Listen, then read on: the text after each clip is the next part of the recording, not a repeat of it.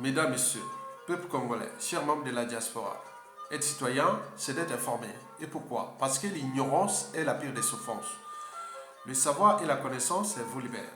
Pour info, dans l'astrologie chinoise, je suis un chat. Et dans les signes du zodiaque, je suis un gémeaux. En effet, j'étais né le 1er juin à 5h30 du matin à Brazzaville, dans l'ancien hôpital général de l'Afrique équatoriale française, devenu au milieu des années 1980 le CHU de Brazzaville, le centre hospitalier universitaire de Brazzaville.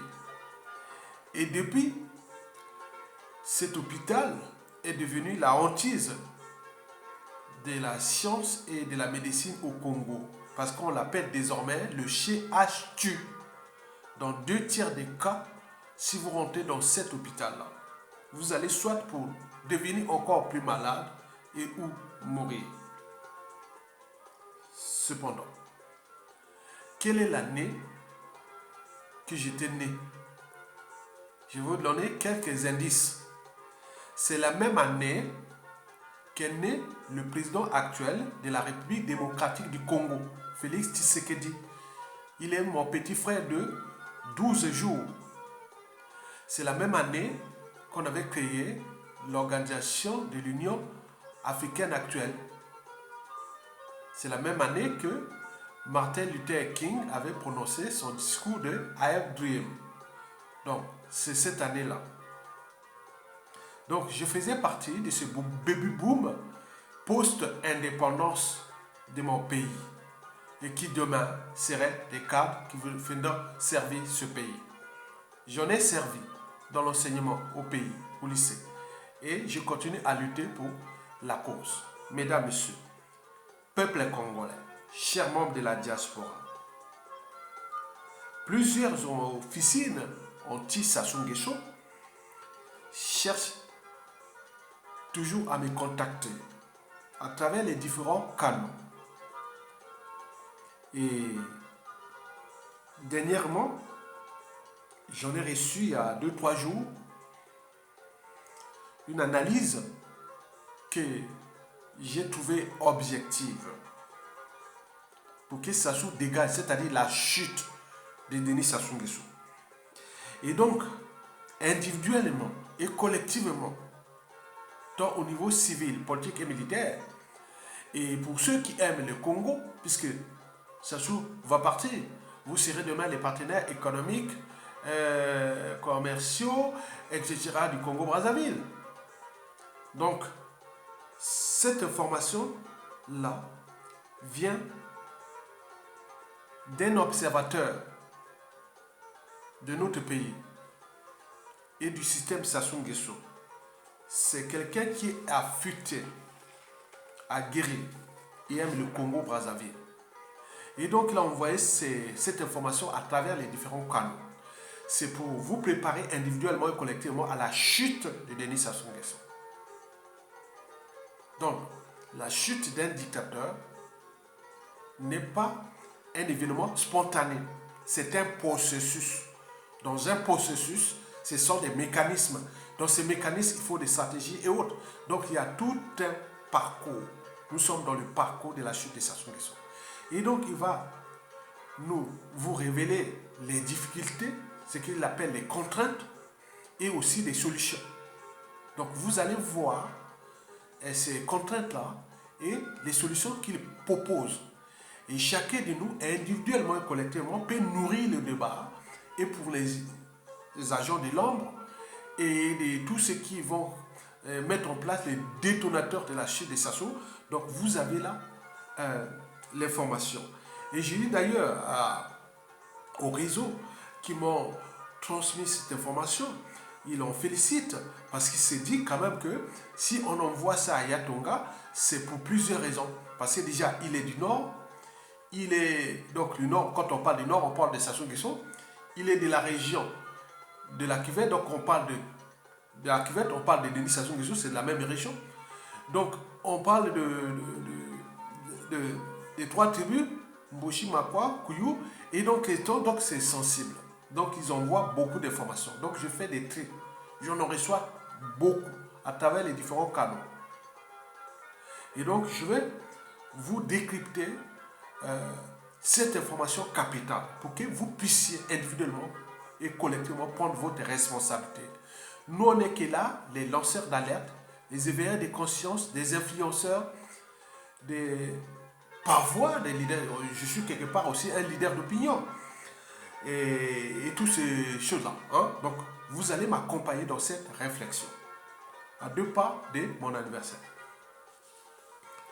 Mesdames, Messieurs, peuple congolais, je vous informe qu'un observateur étranger qui connaît bien notre pays et le système Denis Sassou Nguesso d'ailleurs nous révèle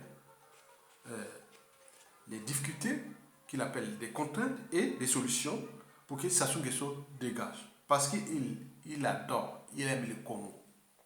Et donc, vous avez tout compris. Ce monsieur, c'est pas moi qui le connais, je ne le connais pas. Ça passe par les canaux. Et ces canaux m'apportent l'information que ce monsieur-là vraiment vous adore. Et voilà, donc je pense que vous êtes impartial, vous êtes consensuel, vous alertez, donc vous êtes la synthèse. Appréciez tant au niveau du pays qu'au niveau même de la France-Afrique. Parce qu'ils savent bien que vous apportez des solutions. Vous n'êtes pas dans l'extrémisme ou le quoi que ce soit, mais vous êtes chercher des solutions. Donc je vais commencer d'abord par les difficultés qu'il nous révèle au regard des enjeux de Denis Sassou Nguesso dégage. Pourquoi ça coince? Pourquoi ça bloque? Pourquoi nous avions des difficultés à faire tomber Denis Sassou Nguesso? Alors que partout ailleurs, Sassou Nguesso ne serait plus là. Parce que la plupart des dictateurs ailleurs ont fait avancer leur pays. Mais c'est Denis Sassou Nguesso a cessé de tirer ce pays-là vers le bas, où tout le monde est piétiné. Et le pays fracassé et autres. Mais pourquoi il y tient? Donc il va nous donner ces contraintes-là. Donc, selon lui, il a donné combien de contraintes? Il y a 4 contraintes. 4 contraintes. Que chacun de nous, individuellement et collectivement, en son âme et conscience, du nord au sud, de l'est à l'ouest, au sein du pouvoir, dans l'opposition, dans la résistance, beaucoup d'entre vous qui ont au moins un cerveau, une âme et conscience, oui, vous pouvez tout fuir sauf la conscience. Donc vous allez voir là en âme et conscience. Et n'oublions pas les sens du patriotisme et de la citoyenneté. Donc vous allez vous responsabiliser individuellement. Parmi ces 4 contraintes figure une, la contrainte du renseignement. Là, Denis Sassou Nguesso, on a mis les moyens. Et la fin ne justifie pas les moyens employés. L'argent, combien ça coûte? Aujourd'hui, selon cet informateur,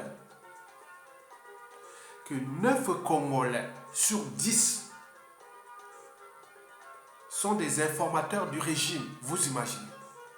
9 Congolais sur 10 sur différentes échelles, au pays comme de la diaspora.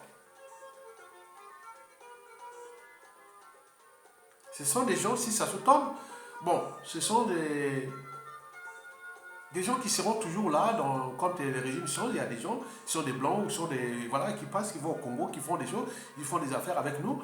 Mais c'est des gens qui nous ont aidés. Ça, c'est sûr et certain. Donc, voici ce qu'il dit, le renseignement. Et c'est 9 Congolais sur 10, volontairement ou involontairement. De manière consciente ou inconsciente, nous donnons tout à Sassou Nguesso comme information sur un plateau d'argent. 9 Congolais sur 10, au pays comme de la diaspora. Et là, pour ne pas aller sur les détails des stratégies qu'il a données, parce que moi je ne veux pas prendre, voilà, il dit ça, si tu veux partager ça, bon, voilà. Bon, vous avez dit à la DGSE, j'aime ce que François. Parce que ça se et puis on l'appelle maîtresse. Bon, il fait son travail, ça c'est logique. Deuxième, le logiciel Pegasus. Troisième, les systèmes doublons. C'est-à-dire au pays comme dans la diaspora, vous avez des doublons. Un ami, une femme ou ceci pour prendre les informations. Ils sont indifférents. Parce qu'il prend ces informations, il écoute, il va parler à un tel, il va parler à un tel, et les tel. À chaque information, dès qu'il sort de la bouche de quelqu'un, il va arriver à une autre personne, on va en parler. Et dans ce circuit, comme nous avons 9 sur 10 sont des agents au service des SASU, c'est-à-dire involontairement, même si tu ne veux pas, tu es contre SASU, mais tu vas livrer des informations que SASU sera au courant parce que ça va passer. Parce qu'une information que tu parles à un frère de ta tribu, après il va parler à un frère de ex-tribu, après il va parler à... Donc ça va se transmettre. Et ça va être capté. Donc durant ce parcours, il y aura toujours 9 personnes sur 10, il y aura toujours quelqu'un qui va prendre cette information et envoyer au système. Donc, sur le système là, passe par les femmes, les tribus, beaucoup de choses comme ça. Vous avez compris? Très bien. Donc ça, l'information, le renseignement est là. Et vous allez comprendre pourquoi. C'est dans la deuxième contrainte que vous allez voir que nous livrons à titre gratos des informations à la station qu'ils analysent, les sources du détail et autres. Vous avez compris? Très bien. Donc la première contrainte, c'est le renseignement. Ça soit mis des moyens là. Donc lui, il ne sait pas si ça coûte 30% du produit intérieur brut congolais pour ça. Hein. Ah là, c'est l'argent. C'est-à-dire, si le côté congolais a 100 $, mais il faut dire que 30 $ vont déjà pour ça. Sur du France, 30 $, il reste 70 $. Bon, 70 $ qui restent là. Bon, il y a 50 $, ils vont prendre pour leur train de vie et leur point de truc. Bon, il reste que 20 $ pour l'État congolais. L'État congolais, mais avec les dignitaires aussi. Donc, il nous reste combien? Donc, vous voyez déjà ça. 30%. Donc, vous imaginez. Donc, le renseignement intérieur et extérieur. Ça c'est tout de nous. Bon, il n'a pas le monopole de ça. C'est vrai, quand tu vas chuter, bon, les familles des Sassou et tout ça, ce sera des pains bénis aussi pour la suite. Donc, voilà, la règle d'or est là. Donc, ne vous inquiétez pas, ça c'est pour vous alerter, vous informer qu'à chaque fois que vous donnez des informations aux uns aux autres, aux amis, aux familles et autres, ces informations sont collectées de la diaspora vers Sassou Nguesso. Là-bas au pays, pareil. Ok? Très bien.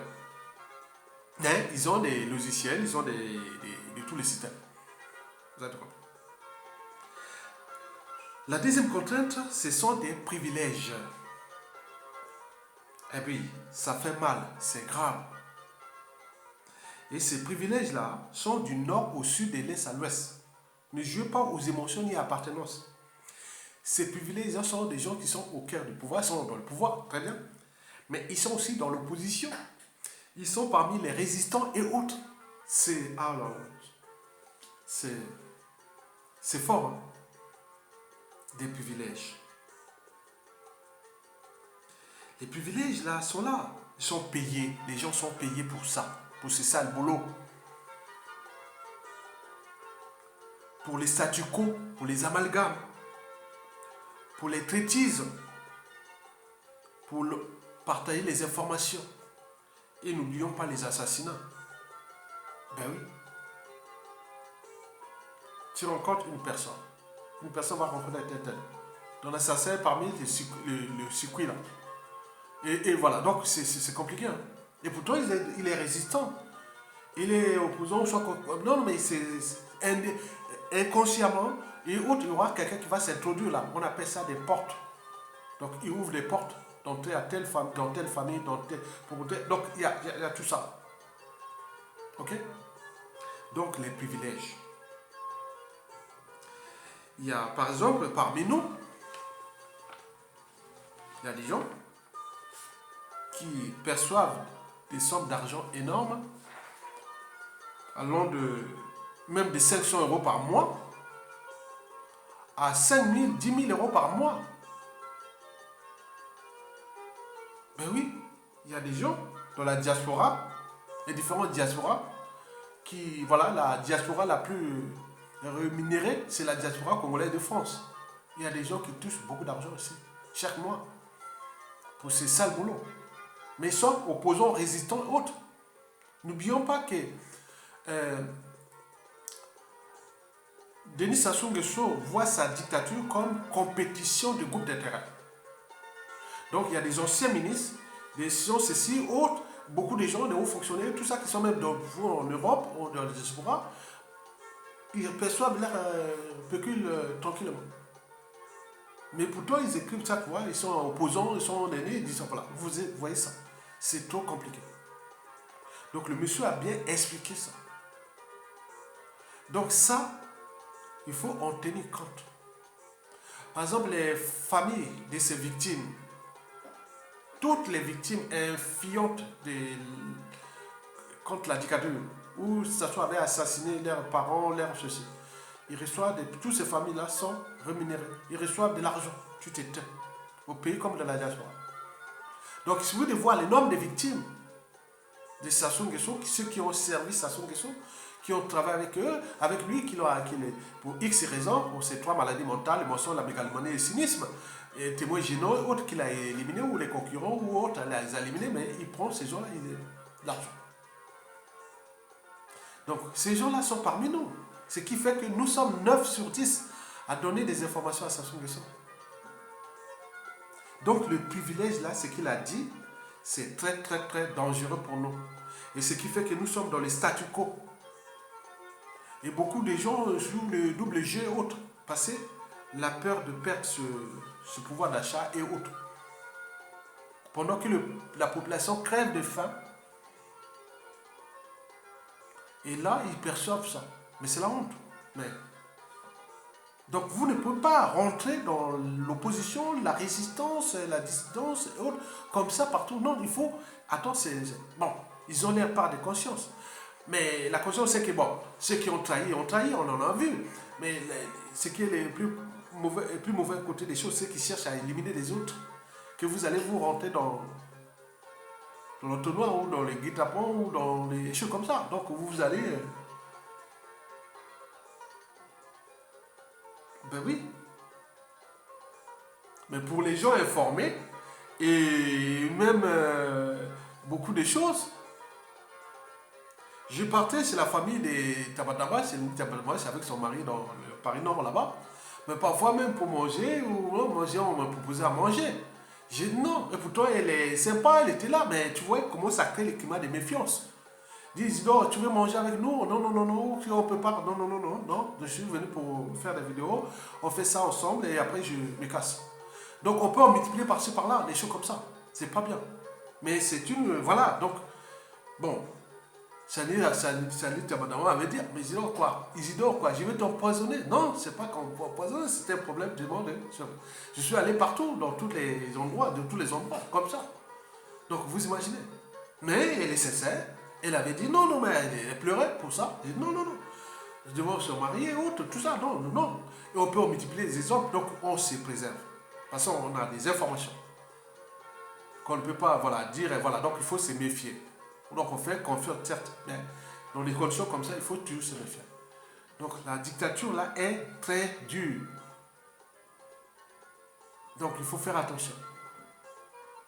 Donc cette contrainte des privilèges fait que nous sommes individuellement et collectivement en méfiance et en défiance entre nous. Et c'est bon, puisque les gens sont divisés, autres sont méfiants entre eux, plus ça marche. L'art de diviser pour mieux régner, l'art de diviser pour mieux pétiner, l'art de diviser pour mieux détruire. Donc ça, il faut en tenir compte. Maintenant, ceux qui ont leur âme et conscience pensent que ces privilèges-là nuisent gravement à l'enjeu de Denis Sassou Nguesso dégage, comme dit l'informateur, il n'est pas congolais, c'est un blanc qui aime notre pays.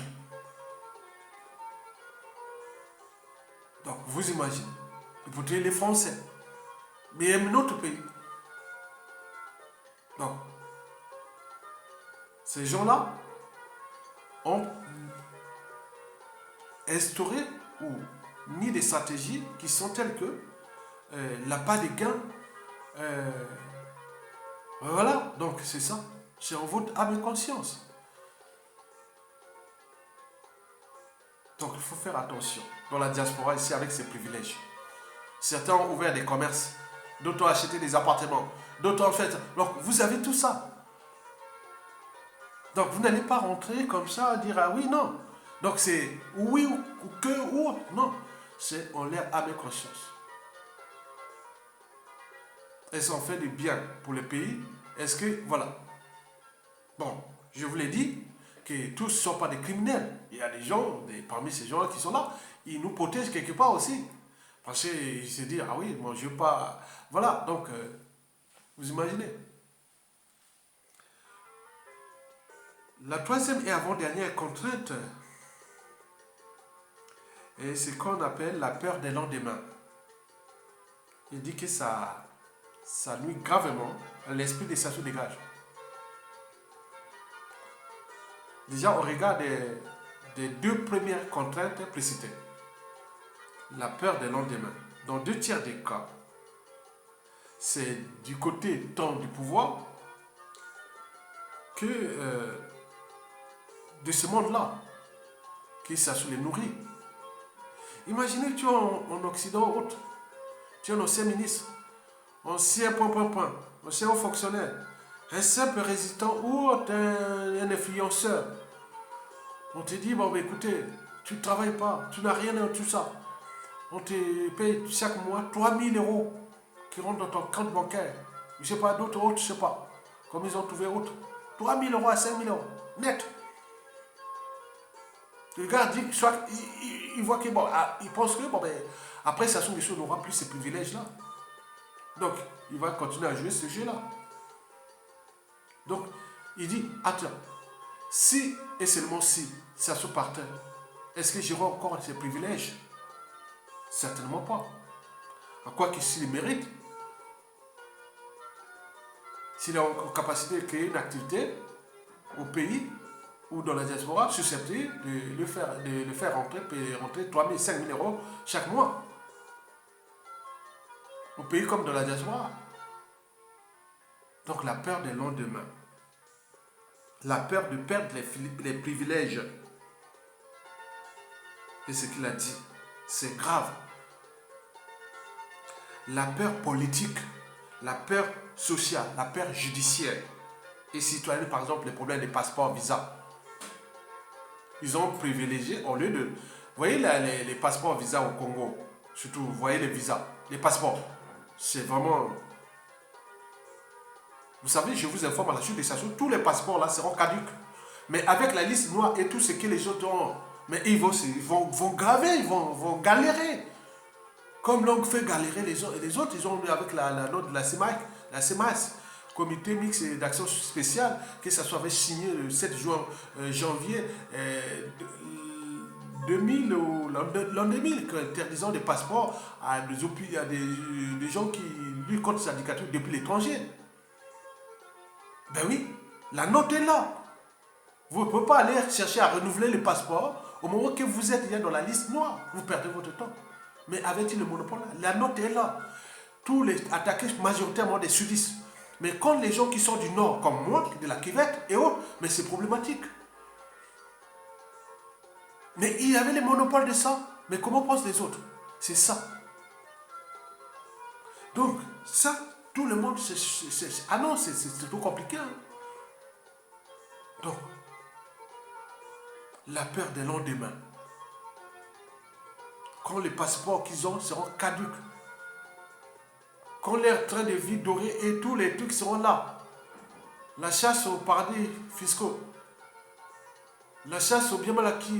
Pour des choses comme ça. Il s'est dit, ah tiens. Ce qui est de toute des choses, les verses depuis le trésor public congolais jusqu'ici viennent passer par les... Non. Chaque tombe là, c'est coupé. On attend d'abord qu'est-ce que voilà. Qu'est-ce qui à l'étranger perçoit d'argent du Congo. Pourquoi? Et pourquoi faire? Et tous ces gens, ils ont peur de ça. Vous avez compris?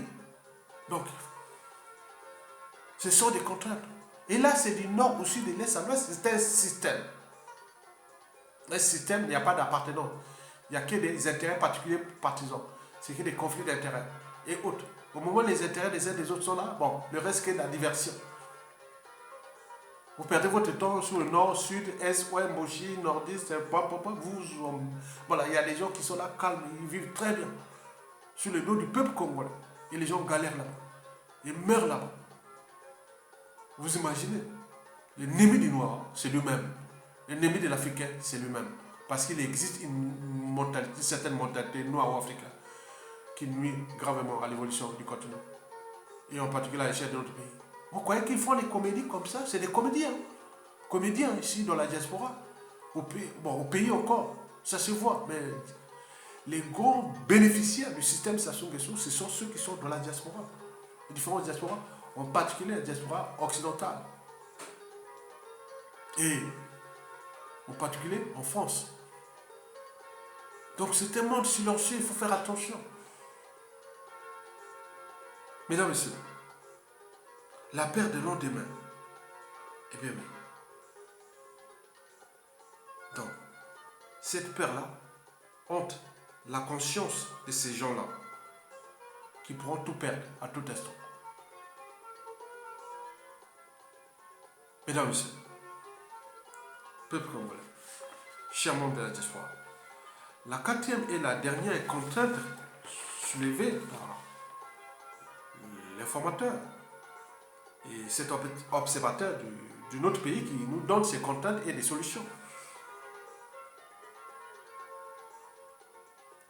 La quatrième contrainte est politique. Ce qu'on appelle le fait spectateur qu'il a appelé. Le fait spectateur. Ah, il est fort. Explication. Vous savez que du nord au sud, au niveau géopolitique, chacun veut avoir son président soit au nord, conservé au sud, et il dit qu'il ne faut pas aller en détail. Mais c'est vraiment des différences officines. Ils cherchent à gravir le pouvoir au nord, d'autres cherchent à garder au nord, et donc c'est ça. Ils ne savent pas l'intérêt général. C'est en apparent en théorie, mais en réalité, dans les différentes officines, c'est ça. Tu te rends compte? Les gens qui connaissent bien notre pays. Hein? Donc, méfiez-vous des élections, quand on a voté un tel, on a voté, ça veut rien dire. Chacun veut toujours rester dans l'appartement. Et ce qui donne la force, c'est du pain béni pour Sassou Nguesso. C'est du caviar. Il appelle ça du caviar. Pour ces saturcons. Chacun attend le toqué et un président sera de sa géopolitique ou de sa tribu ou de ceci ou autre, des officines comme ça. Ou tel parti a fait du mal et celle-là, voilà. Donc c'est ça qui. Voilà. Donc l'art de diviser pour mieux petit. Il y a le problème du pouvoir, c'est-à-dire du clan. Ah oui, là il était grave. Voilà, non. Oui, le clan est déjà divisé. On vous l'a dit plusieurs fois. Le clan est déjà divisé. Mais il y a. Divisé pour quoi? Pour la succession déjà. Parce que Sassou est là, est comme un. Est pour lui comme un. Comme on voit dans les dagos de Komodo. Quand il mord sa proie, que ce soit un bœuf, il attend. Donc du côté de la dynastie ou de la succession de gré à gré, il regarde. Est-ce qu'il est malade? Est-ce qu'il va mourir? Donc il regarde. Donc chacun, non, entre eux, ils sont divisés. Mais au sein du clan, tout le monde est conscient que dans ces pays, on ne les aime pas. On ne les aime pas. Et donc, la contrainte qui est là, c'est que, bon, est-ce qu'il faut laisser Sassou Nguesso dictateur à vie? Ça se passe là-bas, dans le clan. Ou sauver le pays. Et là, sur ce plan, tout le monde est d'accord là-bas qu'il faut les laisser jusqu'à la fin. Il ne faut pas les enlever. On peut se diviser après, mais pour l'instant, c'est lui qui nous protège. Parce que le climat de méfiance et de défiance est tel que sur l'ensemble du territoire, contre le clan, la tribu, et donc on ne peut pas prendre ces risques-là. Donc il est là comme le patriarche qui les protège. Mais parallèlement, le pays monter l'énergie potentielle qui est là. Donc ce qu'il a dit, que le problème de le clan qui fait le statu quo, ces contraintes-là. Est-ce que si Sassou Nguesso partait, on enlève Sassou Nguesso, qu'est-ce qui va arriver? J'avoue que le pays, on ne les aime pas. Mais ça, c'est... Voilà. Donc, il y a beaucoup de choses au sein du clan. Donc, comme il s'est divisé, il n'y a pas d'unanimité. Il n'y a pas de patriotes là-bas. Parce que eux, ils ont tous la dette morale qu'il a dit. Vous voyez, ce qu'il a répété. Il a dit, c'est que je dis toujours la dette morale. Voilà. Ils ont la dette morale. Comme si le pays-là est la propriété privée de Sassou Nguesso. Donc, ils ont la dette morale. Donc, ils disent, bon, ben, laissez-le passer, on va jouer les jeux jusqu'à ce que... voilà. Donc, l'enjeu est là. Donc, si vous ne faites pas attention, Sassou pourra mourir au pouvoir. Donc, ils jouent ce jeu-là. Parce qu'entre eux, on ne sait pas. Eux, d'ailleurs, qui veulent prendre le pouvoir, qui peut prendre ça. Mais et que si on va se diviser entre nous. Mais derrière, est-ce qu'on nous aime? Donc, ils sont là. Donc, c'est vraiment des contacts. Il n'y a pas un patriote qui peut prendre ses responsabilités. Sinon, il les prend vite fait. Comme vous verrez dans les solutions. Donc, voilà ce qu'il est. J'ai résumé de ce qui est l'informateur m'a relayé. C'est-à-dire, le monsieur est là-bas, il me connaît. Mais il passe par un canal. Et ce canal-là vient me voir. Et le voir. Et on note et il m'explique un peu tout. Et je note. Je fais des notes comme ça. Et après, bon, ben, je sais un peu de réfléchir et nourrir les débats avec mon expérience. C'est ça. Donc, dans ce contenu, il y a déjà presque 80% de ce qu'il pense. Mais à côté, j'essaie un peu d'ajouter en tenant compte de la réalité. Lui, c'est un blanc. Il connaît bien notre pays, certes. Mais moi, je suis congolais, je suis au cœur de la réalité. Ok? Imaginez-vous en 2016, je ne cache pas, Mokoko était président de Congo. C'est moi qui parle à l'oreille de Mokoko. C'est vrai. Même après, Sassou Nguesso, j'aurai toujours quelqu'un que je parlerai à l'oreille. S'il va président au Congo, au vu de l'environnement sociopolitique de notre pays. Mesdames, Messieurs. Donc, ça, il faut en tenir compte de ces 4 contraintes qui font que nous sommes dans les statu quo.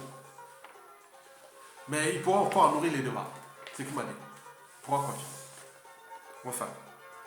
Maintenant, voici maintenant les solutions qu'il nous propose. Je vous rappelle que je ne connais pas ce monsieur, mais lui, il me connaît.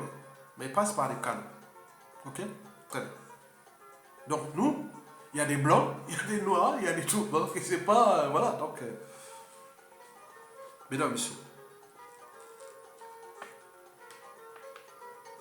Je vous rappelle que le monsieur a dit que il veut toujours envoyer ça parce qu'il dit tu es du Nord, tu es de la Kivède, quand tu parles, on t'écoute au sein du pouvoir. Parce que tu en as beaucoup tout là dans le pouvoir. Donc on t'écoute beaucoup. Bon, c'est ce qu'il m'a dit. Très bien. Merci. Mesdames, Messieurs, peuple congolais, chers membres de la diaspora, voici les solutions qu'il propose. Pour que Sassou Nguesso dégage. L'enjeu pour lui, qu'il n'y ait pas mort d'homme. Mais si on veut se libérer, il faut qu'il y ait mort d'homme. Donc, ce qu'il a dit. Il a proposé 3 solutions. 3. La première solution est militaire. En effet. Il a dit que, attends, il connaît bien, comme en 1966. Oh là là, je ne savais pas ça. En 1966, lorsque Massamba Deba avait arrêté Marin Ngouabi, c'est Yombi Opango à son âme et Denis Sassou Nguesso qui étaient partis le libérer. À la maison d'arrêt, libérer Marin Ngouabi. La suite, on la connaît. Donc, lui, il dit, aujourd'hui, le général Jean-Marie Michel Mokoko, qui est le fédérateur au niveau de l'IA civil, parce qu'il fut élu par le peuple, au niveau militaire, c'est un militaire qui a donné beaucoup pour ses armées, au terme d'honneur et autres. Donc, Mokoko est emprisonné. Donc, les militaires, les gens doivent prendre les responsabilités, des gré ou de force, demander, mettre les pressions pour qu'on libère Mokoko et maintenant. Il n'y a pas de négociation, il n'y a pas de quoi. Mettre la pression pour qu'on arrive à un détonateur. Donc, ils demandent de libérer Mokoko. Les militaires vont demander à libérer Mokoko. Les patriotes du nord au sud, de l'est à l'ouest, même au sein du clan. Parce que Mokoko, c'est l'homme, aujourd'hui, selon lui, au vu des tensions, déjà sociopolitiques, militaires, et géopolitiques, et tribalistes, autres, celui qui peut fédérer la presse, qui peut calmer du nord au sud de l'est pour passer cette étape-là, c'est lui. Si on le perd, la problématique de la prestation sera très difficile pour ces pays. Nous rentrons dans une période qui dit la période d'instabilité chronique ou de tension haute. Ce qu'il a dit. Et les perdants, ce sera toujours les clans. Et puisque tout le monde a cette histoire-là de Sassou, de son clan et autres. Donc, est-ce qu'ils veulent sauver l'essentiel, c'est-à-dire en libérant Mokoko? Donc, il faut passer par la contexte. Sassou ne libérera pas Mokoko. Il a dit ne libérera pas son rapport de force. Donc, si vous voulez qu'il crève en prison, bon, tant mieux pour vous, pour ceux qui continuent à bénéficier du système, mais l'après, parce qu'il a dit les couteaux sont tirés. Donc, il demande aux militaires de prendre les responsabilités. N'allez pas aller d'abord, la solution là, aller imposer Sassou Nguesso à libérer Mokoko. Sa place n'est pas là-bas, qu'il a dit. Il est en Libéral parce que c'est celui qui peut sauver le pays, parce qu'il est le fédérateur. Voilà ce qu'il a dit. La deuxième et avant-dernière solution qu'il propose est celle de la diaspora. Voilà, la diaspora. Il parle de la diaspora congolaise de France. Parce que j'ai dit non, mais pourquoi que de France? Bon, ils peuvent aller chercher d'autres diasporas, ils viennent. Mais la plupart de la France, parce que la France-Afrique, c'est en France, à Paris. Donc c'est la diaspora là qui demande de mettre un mémorandum envoyé à Macron. En mettant en lumière les faits, les contraintes et les perspectives à venir au cas où Sassou Nguesso mourrait ou serait éjecté si la France ne prend pas conscience du danger que nous pourrons dégager ces forces africaines sur l'ensemble du continent, et autant donné que notre pays, ce pays qu'il a dit, le Congo, est stratégique parce qu'il est en face d'un gros pays, la République démocratique du Congo, à l'entrée de la... C'est-à-dire c'est un pays qui est stratégique entre l'entrée de l'Afrique vers l'Afrique australe et l'Afrique centrale et le Nord. Donc voilà, donc il a expliqué ça, ces jours-là, un peu compliqué. Bon, voilà, donc il faut que les différentes diasporas cherchent à, les officiers préparent derrière les mémorandums et expliquer que la France, si vous ne prenez pas les responsabilités, comprendre ce qui se passe, vous risquerez d'avoir des soucis au Congo de la prestation. On donne encore de la réorganisation géostratégique qu'il répète parce que j'ai parlé de ça, il m'écoute, vraiment, il a dit oui, c'est bien. Enfin, la cinquième et la dernière solution proposée, c'est la solution malienne. Il parle de la solution malienne que nous cherchions Assimi Goïta. Dans notre pays, que ce soit les GPC, les armées et autres. Donc Brazzaville a dit, n'allez pas au Oyo. Oyo, c'est pas vrai. Ça faut que ce soit à Brazzaville. Il dit qu'il peut y avoir des pertes. 30 à 50 000, 30 à 50 personnes ou militaires qui peuvent perdre leur vie. Mais c'est le prix à payer. Il dit ça peut arrêter à 30 à 50 personnes qui peuvent mourir. Moi, que ce soit à Brazzaville, il dit que c'est du caviar, c'est du pain béni. Donc, les gens qui peuvent, les GPC, les armées et tout ce monde-là, donc ça soit à Pila ou autre qui va passer, il peut leur créer une embuscade et beaucoup de choses comme ça. Il a parlé vraiment que c'est du pain béni. Donc, trouver les marges arrière, donc c'est qu'il a parlé. Mais enfin, donc, il a dit non, à Oyo, si c'est à Oyo, voilà, c'est ce qu'il a dit. Oyo, si on attaque Oyo, ça peut avoir ça peut être éliminé. On peut arriver des morts ou des ceci. Mais l'enjeu est les capturer vivants. Et donc, il parle de comme ça. Après, il a... Ah non, non, ça, je ne prends pas ça. Ça, c'est pour... Bon, il y a d'autres... Pour terminer, donc, vous avez là les informations sensibles. Et donc, vous pouvez toujours nourrir les débats et continuer la réflexion. Et je vous remercie et à bientôt.